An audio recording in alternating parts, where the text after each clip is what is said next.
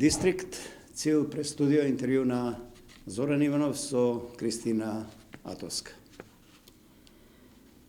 Кристина Атоска да беше Марија Кири, ќе најавив како воредна физичарка, да беше Валентина Териошкова, ќе најавив како првата жена која полета во Вселената, да беше Аријана Флачи или Опра Винфри, ќе најавив како воредна репортерка или воредна телевизиска водителка. Но еве, последново е секако таа, барем за сега, нека и во обид.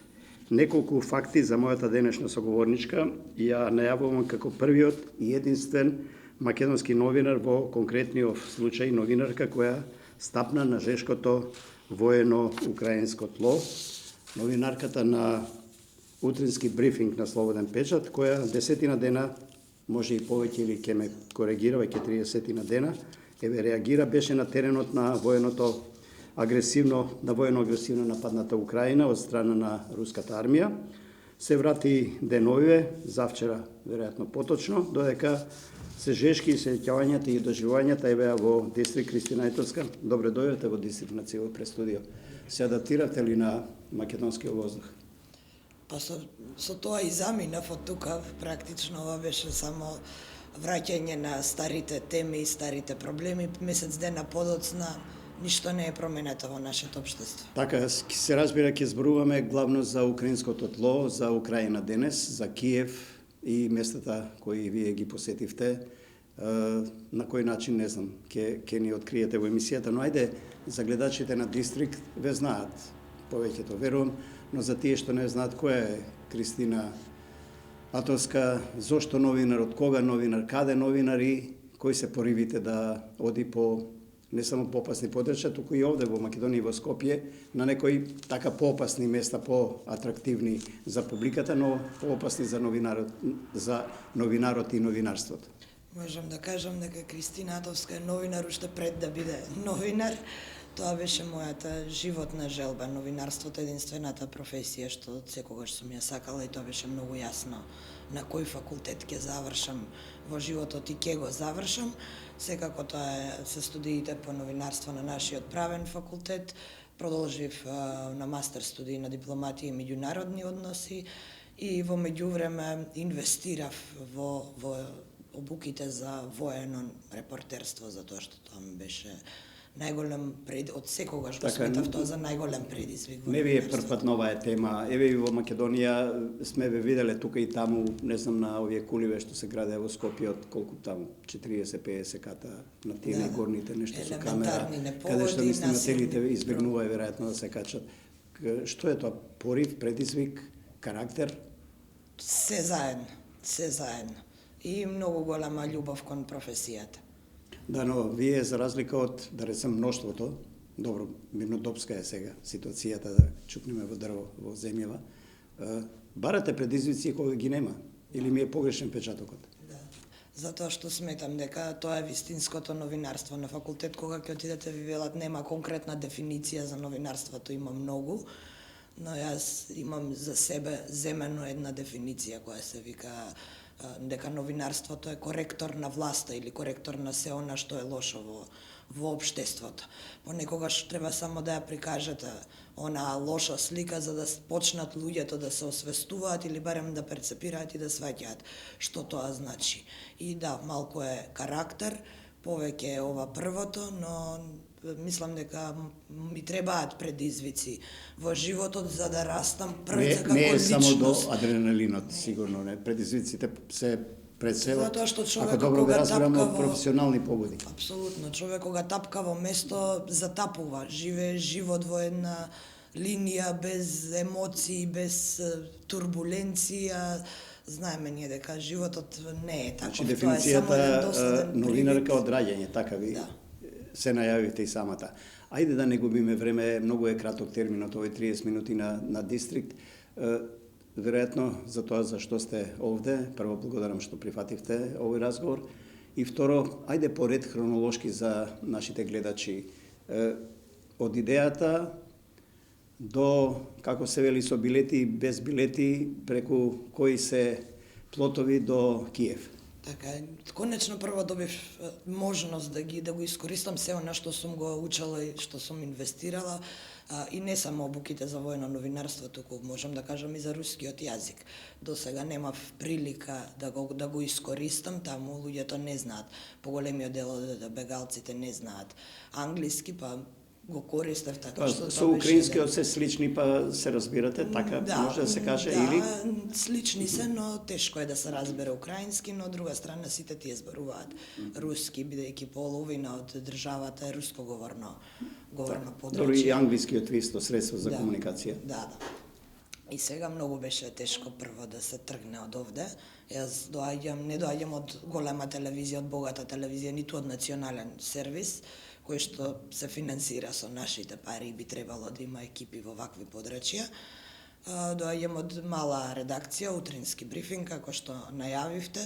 За нас беше многу тешко да ги собереме тие пари, дури малку пари да собереме за цело ова патешествие, така да го наречам. Но собравме сили, тука беа секако и моето семејство и моите пријатели кои исто така ми помогнаа за се во ова да се случи, бидејќи знаа колку искрено сакам да сум таму. Еден изглед во прашањето, се понудивте ли можеби на јавниот сервис? Апсолутно да. И? Немаат интерес, да. Со тоа што јас сум човек што не сака хонорар за ова како што го прават другите новинари од меѓународната јавност, од другите богати држави. Да бидат покриени елементарните трошоци. Да, токму тоа поверев. Само да бидат покриени елементарните трошоци, но тоа не се случи. Како и да е, сепак собравме доволно финансии, секако Ордановски ја заврши таа работа, делот таа работа и понатаму се беше оставено само на мене. И како беше поењето? Па со карта во еден правец. Потоа сакав да останам една вечер да спијам на граница за да ги снимам преку Бугарија, Романија или преку Србија, Унгарија, Романија? Преку Полска до Полска со авион и од Полска до граница со 2 автобуси. Таму останав една вечер за да видам како е сето тоа организирано, што се случува со мигрантите. Веќе во обратен правец, простете прекинувам, бегалци имаше веќе? Има, да, има во двата правци, во секој случај многу е потешко да се излезе од државата отколку да се влезе. Излегувањето за пат што трае 5 часа, трае 25 часа. Влегувањето А причината која е? Затоа што има чекпоинти, не сакаат да прават гужви на граници. Меѓу другото, границата кога ќе дојдат секој автобус го држат минимум 1 час, затоа што има и пунктови со храна кои што служат како освежување. Треба да се најадат тие луѓе затоа што никој не знае од каде петуваат, од кој дел. Исти такви пунктови има и по автопатите на украинска територија и неколку пати се чека. Кога ја поминавте границата украинска, која беше првата дестинација или првиот впечаток? Градот Лвив, тоа е оној град кој е најбезбеден и најдобро организиран за работа на медиумите. Таму имаат прес-центар, луѓе многу љубезни кои таму работат и многу услужливи. Морам да ги пофалам бидејќи тие ми помогнаа во голема мера при моето пристигнување, затоа што јас таму немав логистика. Отидов буквално сама. Секако пред да тргнам ги чекав и она акредитација од украинската армија, затоа што многу е опасно да се биде таму без таа акредитација. Тоа има сега веќе има и закон според кој ако се представите како новинар а немате таа акредитација. Значи функционира украинската држава? Апсолутно во целост.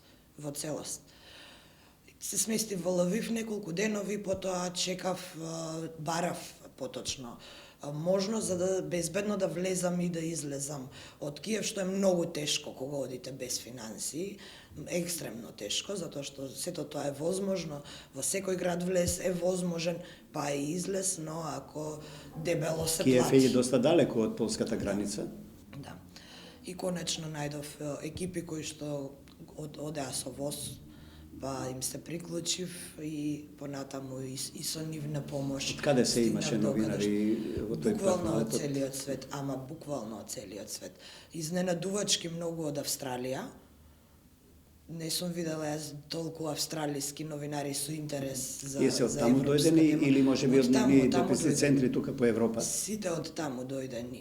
Им секако најмногу имаше колеги од Америка, имаше и од Латинска Америка, цела Европа секако дека беше таму, дури и од Кина и секако и од арапските држави имаше, од Египет, Мароко, така да многу новинари. Како е во Киев? Во Киев на почетокот малку застрашувачко. Прво патот до таму со воз е малку застрашувачки. Во која смисла? Затоа што се гасат светлата во возот, постојано ги менува рутите, никогаш не иде по едната иста трака по која што идел предходно и се гасат светлата кога ќе падне мрак или кога практично ќе воени наближи. околности. Апсолутно. Се затвораат сите завеси, никој не смее да пали светло, се создава една таква тивка атмосфера, возот ја намалува брзината, вози преспоро. Таква е малку морничава атмосферата во воз, но не е баш така во центарот на Киев. Самиот центар функционира нормално, ако нормално велам може да се помине низ него. Ако нема напади и сирени и такви работи во тие интервали, Со тоа што не веројатно, работи, сега малку и смирена е Со тоа ситуацијата. што не работи ништо освен улични продавачи.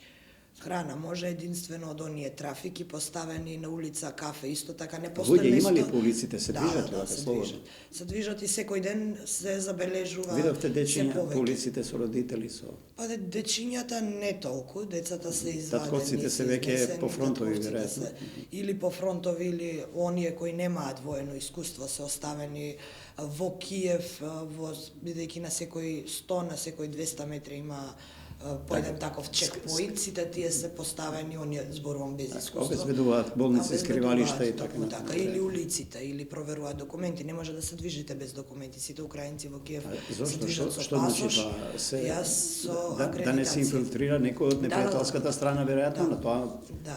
Пасошите Практично беше се екстремно тешко алатка за препознавање. За препознавање. Екстремно тешко е да се влезе во Киев, зборувам за опасноста за некој што сака да отиде и да прави било какви Униформи се активности. гледаја ли по улиците? Да, цело време. На секој 100 метри има многу Резервисти војници. главно, веројатно, И другите на резервисти, фронт. и волонтери, како што кажав, но земени во Имавте ли армијата. можност со граѓани од Киев да поразговарате непосредно и што велат они? може. Како беше до пред месец и пол, како е сега? За 180 им се Па сега заврти. има- Веруваше ли некој дека тоа ќе им се случува? Дека ќе бидат под обсада буквално? Не, сите таму велат дека иако им најавувале и од меѓународна заедница и домашните власти, не можеле да замислат дека некој ќе дојде и ќе удри баш по Киев, но трупите не беа навлезени во Киев, беа сопрени на самиот влез, а она што можам да го забележам како една огромна менталитетска разлика помеѓу западот на Украина и она што го забележав во Киев е дека луѓето во главниот град се многу неспоредливо посигурни во себе и похрабри на некој начин. Целото општество изгледа како да точно знае што прави во секоја ситуација. Цел Киев беше сплотен за да помогне на армијата, онака како што знае. Некој готвеше, некој шиеше торбички за прва помош, се сеќавате на Практично почетокот. сите се мобилизирани и Сите. се подготвени да дадат отпор на Сите се агресорот. подготвени да застанат пред тенк. Буквално таков менталитет забележав во Киев, што за мене можам да кажам фасцинантно, бидејќи денови предходно ја гледав само она бегалска криза, бегалска сага, што е многу Но тажно. луѓето Тоа си се- го бранат леглото. Тоа се луѓе кои што бегаат и кои што носат многу страф со себе.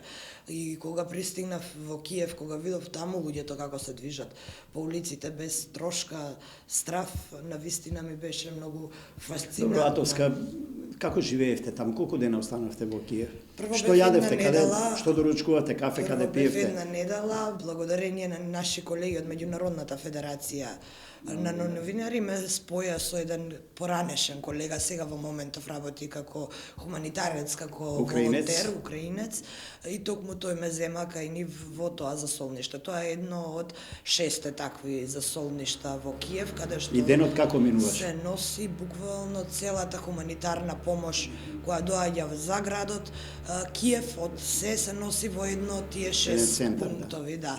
Се спие под земја, во вреки за спиење, сите во една просторија, но тоа е прилагодена зграда, има тоалети, има бањи, во подземјето има просторија. Тоа е адаптирано специјално за Тоа предходно било канцеларија, деловна зграда и мало канцеларија. Но сега е адаптирана за овие воени околности. Собственикот го е отстапил и уште 5 мина други во кои се наоѓаат другите вакви засолништа, и тоа е сега отстапено на цивилите, но и на армијата.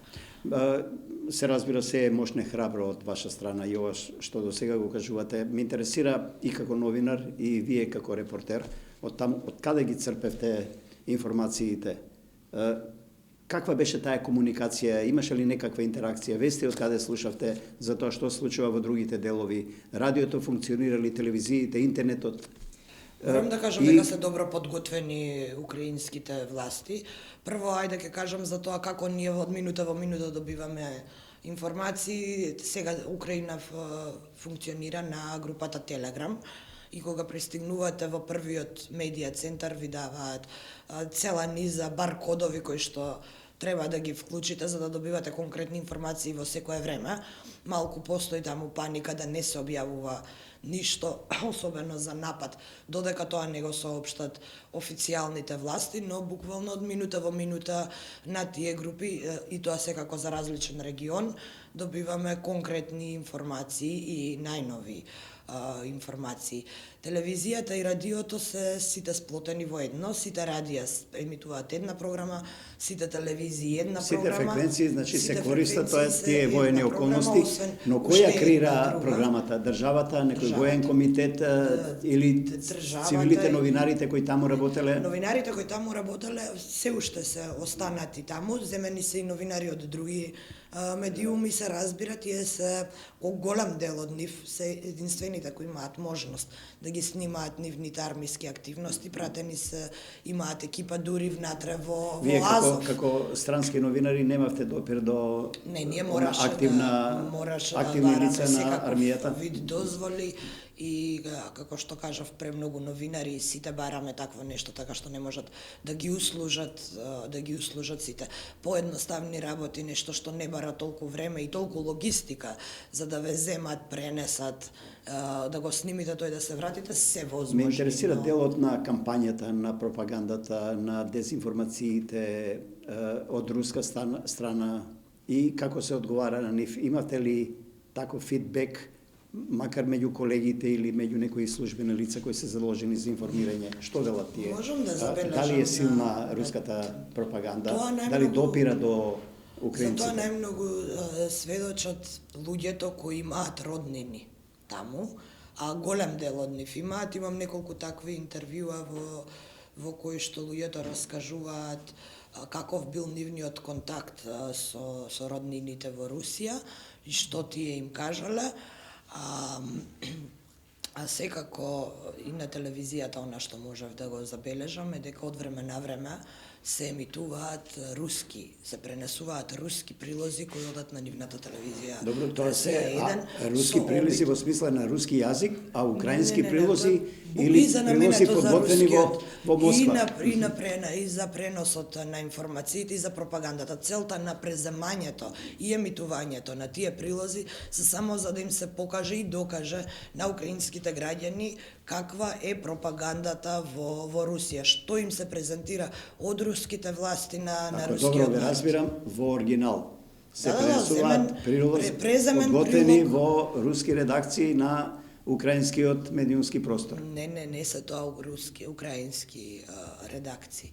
Тоа е Велат, буквално руски редакции што произведуваат се пренесува на украинскиот медиумски простор, во таа смисла. Тоа е само преземено, да, преземен е еден прилог за кој тие мислат дека мора да им се покаже на украинците да знаат со каква пропаганда се манипулира рускиот народ. Да ги видат лагите. Да ги видат лагите. Тоа е целта, што е малку изненадувачки за мене, бидејќи цел свет е во една хистерија да ги цензурираме руските вести, кое што јас како новинар не можам никогаш да се согласам и да поддржам било каков вид цензура. Дури и кога дури и да е така, ќе се согласам со сите аргументи за пропагандата, но на луѓе како мене кои ова го работат, потребна им е таа информација. Потребна им е очигледно и на народот, очигледно така мисли и украинската армија, па треба да видат што се случува, но сепак ќе кажам, поголем дел од нив сепак тоа на лична кожа го искусиле затоа што имаат роднини во Русија од кои што не добиле поддршка. Може и не смееле, може. Тоа секако останува стравот таму, бидејќи 15 години затвор. Нов закон имаат. Токму така, но од друга страна малку е безчувствително да му се јавите на човек, на наш внук и да му кажете, па сега сокри се ќе помине. Кристина Војна, нели? Каква беше соработката со колегите од другите од светските редакции? Можам да кажам кооперативност, има ли некоја солидарност новинарска Никаква. или сте малку разочарани од Никаква. Нула солидарност од сите светски медиуми. Единствено можете да делите трошоци или да добиете некаква информација или некаква нормална комуникација, нормален однос, исклучиво од украинските колеги и тоа во поголем дел од украинските колеги кои не се во моментот ангажирани на работна задача, што се однесува до сите кои се дојдени од странство. Можам да кажам, никој со никого не соработува. Дури изненадувачка несолидарност. Добро, американските новинари и австралиските новинари и тие не комуницираат меѓу себе. И споделуваме мислење, но кога се работи за нешто поврзано со работата, тука се затвара. Секако битна комуникација. Каква е соработката меѓу новинарите од Австралија, што ги спомнавте, и од Америка, например? Тие меѓу себе соработуваат, си разменуваат ли добра некакви информации или алатки за комуникација, или таа може ли да наречеме себичност професионална некоја, за да бидат ексклузивни, да си располага со своите... По слободно време секој со секого разговара. Која беше вашата но... алатка за комуникација со редакцијата на утрински брифинг на Слободен печат? Интернет и телефон. И видео камерата од телефонот, така? Токму така, затоа што за нашата држава донесе одлука и мислам дека тоа е од сите оператори, дека не се наплаќаат позивите со Украина.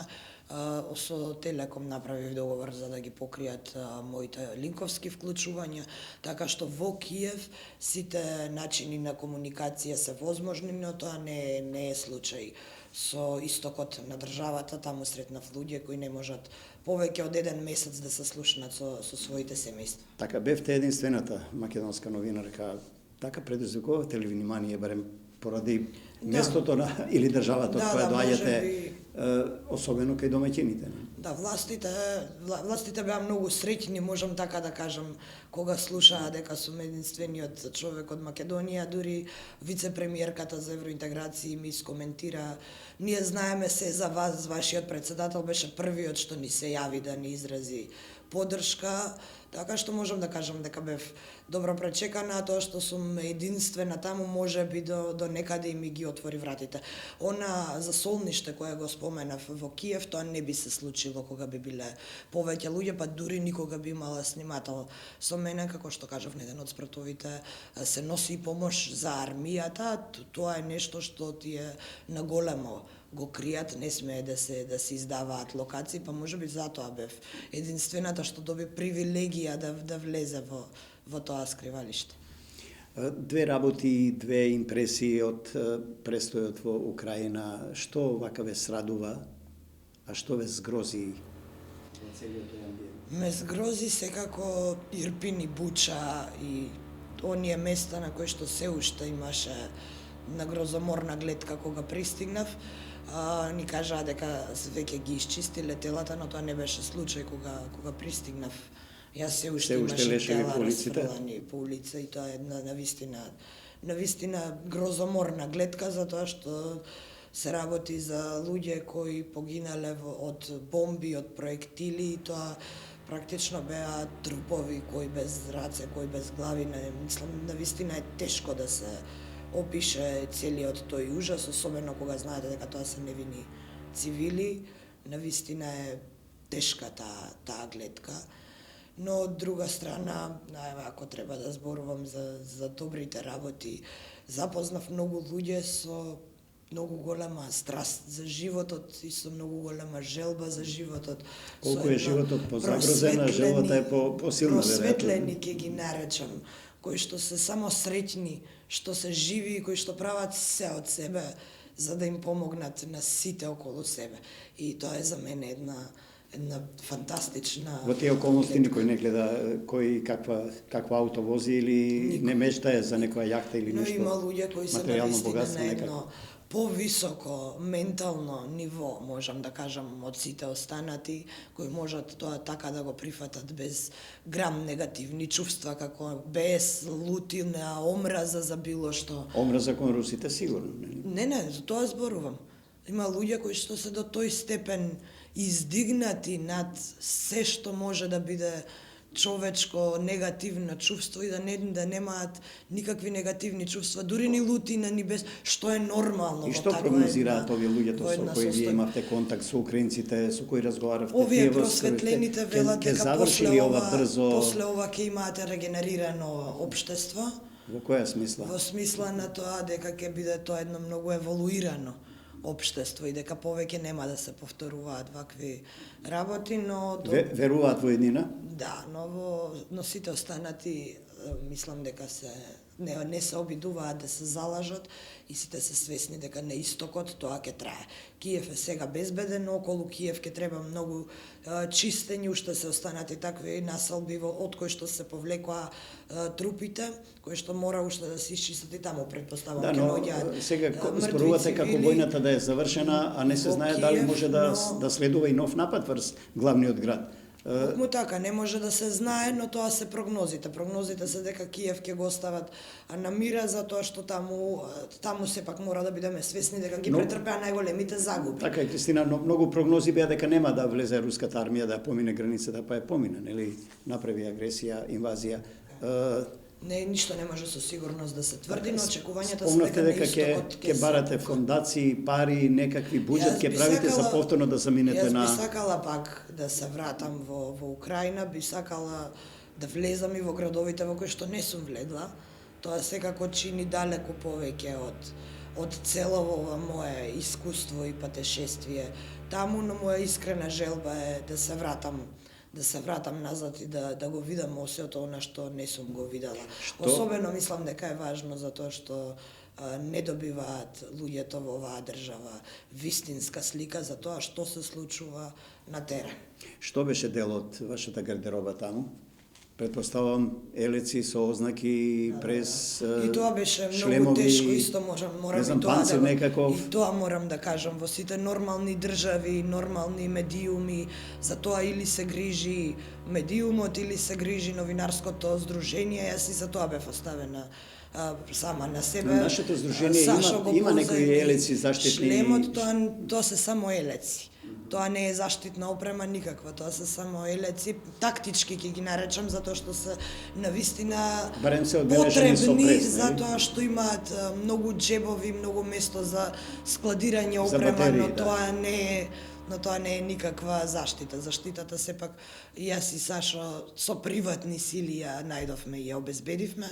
Мораше секако да се импровизира, бидејќи тоа не е новинарска опрема, а не смеете да одите со ништо. Нашите на граница службени лица кога ве видов така со ранец, со прес, со шлем, опрема како ви испратија? Ми беше спакувана, но одбележана, означена секако со патен налог со целата документација. Тоа исто така беше едно од потешките работи, буквално цела документација да се извади за да не ви направат проблем на ниту една граница. Не истекува граница. за жал терминот, имате сигурно уште милион слики во глава што би сакале да ги раскажете, но можеби ќе ги прочитаме некогаш некаде во некоја книга. Или ако пак Во заминам. некој текст се разбира. Би сакал сега пред крај уште еднаш да се навратиме на таа хибридна војна, на информативната војна што се водеше и пред руската агресија и сега цело време за воените действија. Како тоа функционира? Имате ли свој суд за тој тип на војна? Дали е таа толку опасна исто со лагите, вистините, невистините, како и оружјето? Може би и поопасна од оружјето. Во некои моменти може би и поопасна од оружјето и навистина има пропаганда од сите страни. Тоа е факт кој не можеме да го заобиколиме. И сега ако ја анализираме украинската страна, тоа е многу разбирливо, затоа што нивната држава е нападната и е во активна и во жестока војна. Нормално е да се грижат за националните интереси, но многу малку забележав вистинско новинарство. Она вистинско новинарство за кое што сме обучувани сите ние. За мене некои работи се многу недозволиви. Еве ќе набројам неколку. Новинар да објавува на своите социјални мрежи упатство за како се фрла молотов коктел. Тоа е воена обука, воена активност. Што и да мисли еден новинар, не смее да си дозволи такво однесување. Од друга страна имаше медиуми кои што ги игнорира сите барања на украинската влада да не објавуваат локацијата до 1 час по нападот, додека не објави украинската страна, и тоа не беше почитувано. Има новинари кои се екипи кои се сместени на врвот на некој хотел и тоа значи дека сите ние кои бевме на местото каде што падна проектилот, на местото каде што гореше во моментот, бевме загрозени. И тоа направија една таква омраза кон новинари што во прво време и властите на терен и обичните цивили има една нелагодност кон новинарите. Но ова беше случај само во Лвив. Како што кажав, во Киев едно сосема друг менталитет. Таму се сите, барем од властите и од цивилите, сите се благодарни на новинарите што дошле таму да... Веројатно за професионалните новинари таму не е тешко да разпознаат горе-доле по некои индикации што е лага, што е вистина во тие кампањи воени, но не е тешко да се за граѓаните што е лага, што е вистина. Затоа е пострашно тоа однесување, затоа што сметам дека свесно се прави. И многу сензационализам за војна. Тоа е нешто од кое што сум навистина згрозена. Добро, имате сега уште еден епитет, Кристина Атовска, воен репортер. Каде натаму со амбициите, осем ова веројатно вториот бран, ваш патување во Украина, се разбира, рековте, доколку обезбедите средства. Кои се провокациите на Атовска? Новинарството ми е прва љубов и не можам да се тргнам од него. Секако би сакала овој тренд да продолжи, би сакала да одам по вакви подрачја и понатаму. Трендот да, но војната не, претпоставувам. Предизвик. Ова е навистина голем предизвик. Ке има војни пред вашата кариера уште многу по светот. И секако втората љубов, а тоа е филмот, така што во иднина ќе се позанимавам и со документаристиката, но и со играниот. Ете, може и од вама од Украина некоја животна приказна ќе излезе во вид на филмска сторија. Дистрикт, Цивил пред студио, Кристина Атовска, ви благодарам. Благодарам јас.